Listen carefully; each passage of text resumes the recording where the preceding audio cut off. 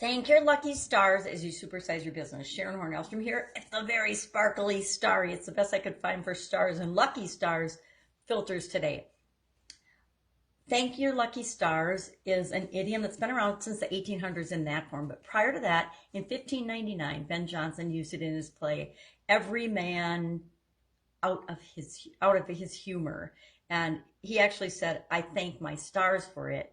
But that transitioned to thank your lucky stars. And that stems from the belief that, the ancient belief, it's an ancient belief, it goes back to ancient times, that humans and our lives are influenced by the stars. Think of how much energy goes into astrology and astronomy and horoscopes and things like that.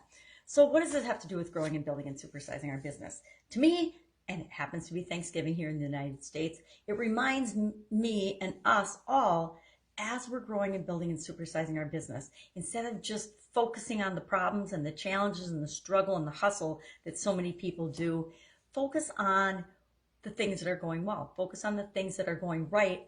Build systems and automate the things that are working, and continually improve the things that are not. Excuse me. And we've talked about that for a couple of years now, different ways that we can improve our business and grow and supersize our business. Love to know how you're doing today. What are you thankful for with respect to your business? Share in the comments below. Enjoy your Thanksgiving if you celebrate Thanksgiving, and I will be with you tomorrow. Have an awesome day.